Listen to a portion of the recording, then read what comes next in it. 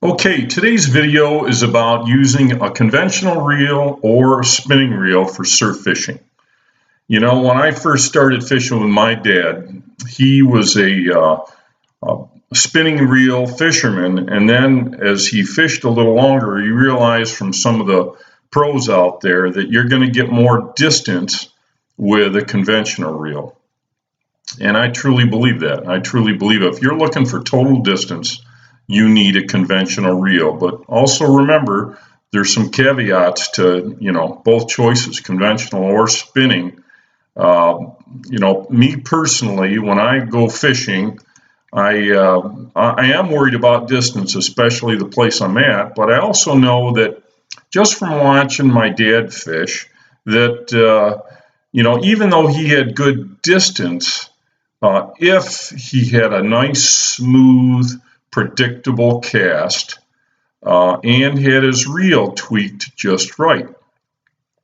And if he didn't, let's say he just had that reel out of adjustment or snapped that surf rod on the cast at the last minute, what he's going to get is something like this. He's going to get a bird's nest. Now, I have never ever seen any fisherman with a conventional reel not get one. If I'm fishing a beach for 6 or 8 hours and I got even a pro next to me, he's probably going to get a bird's nest. Or if he doesn't, he's really making the cast so smooth that I don't believe he's getting the distance that's promised with conventional reels. So I personally use a spinning reel for a lot of reasons. First of all, I fish to enjoy the ocean and watch the fish I'm reeling in. And if you have one of the newer style squalls, there's no line leveler on this thing. There just isn't. The old reels, they had them, but the first thing all the pros did was take that off. So now you are subject to having to run your finger left and right the entire time you're reeling in if you want a nice level wind, which means you're not getting a very good view of the ocean with your eyeballs on this.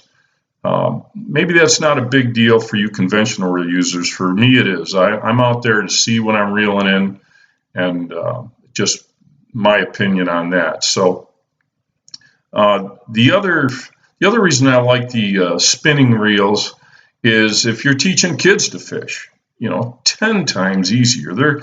If you tried to teach a kid to fish with a conventional reel, the first 6 times out would be very challenging, and it might be the first 12 times out if your kid doesn't have very good experience with casting a reel. So the other reason I like these pens, these long cast, is on a conventional spinning reel, when you rotate that handle one revolution, that line winder on that spinning reel is probably going to make a pass from the bottom of the reel to the top, or vice versa, wherever it started. So, and with these long cast reels, they've got gearing in here. So now it's going to take you 5 turns of that handle to get that line to make one pass from the bottom to the top.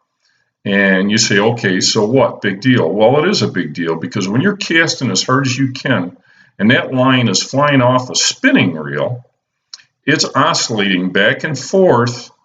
And with this reel, it's going to be oscillating back and forth 5 times less. And what that means is less friction. So less friction means a nice long cast. So I'm a firm believer in these spin fishers. They got a bunch of different sizes. I use 13-foot rods, so I go with the V7500. But if you have 12-foot or 10-foot rods, you may want to drop down to the 65 or the 5500. I know they make those both in the long cast, and they have excellent retrieval rates and good handles. I will say that the spinning reels are heavier, much heavier than a conventional reel.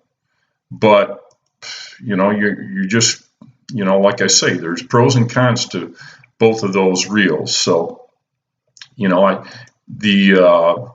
and like I say, the line leveling bugs me too. what I wanted to show you on that oscillation. If you just watch 10 seconds of this video, you're going to see this fellow's going to crank this reel 5 times to get that to oscillate once. So let's watch this.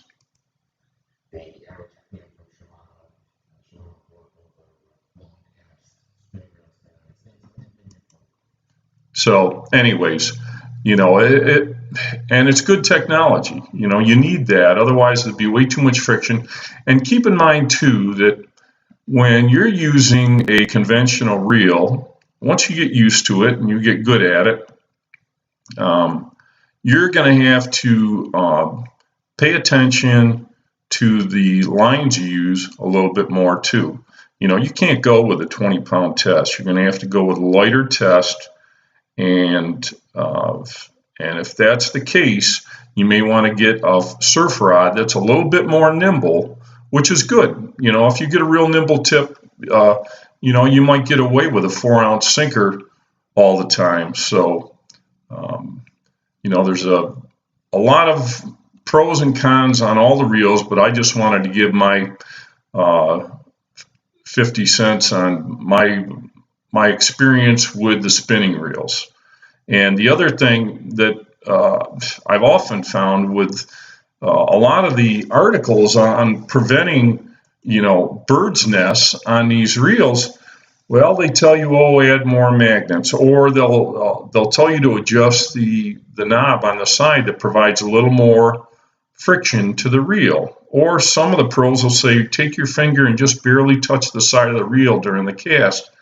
And the other thing you have to remember too is you should clamp down on your reel, conventional reel, as soon as the lure hits the water, you'll get a bird's nest. So all these reasons they tell you to prevent the bird's nest end up with less of a cast. So now you add that all up together, and maybe the guy with the conventional reel that never gets a bird's nest is only getting 10 more yards instead of 30 yards or whatever. So anyways, that's it for this video. Wanted to give you my opinion, and I think for me the spinning reel wins for sure.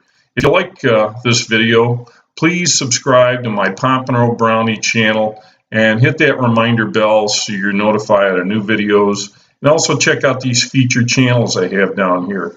Go to the Fish Gun channel, check out their new artificial bait they're working on called Pomp Chews, and this is a great channel here too, Mad Dog Fishing. If you like someone catching big fish, that is a great channel to watch, and he's got a lot of good content on tips and using GoPros as well. So that's it for this video. Hope you liked it. We'll see you next video.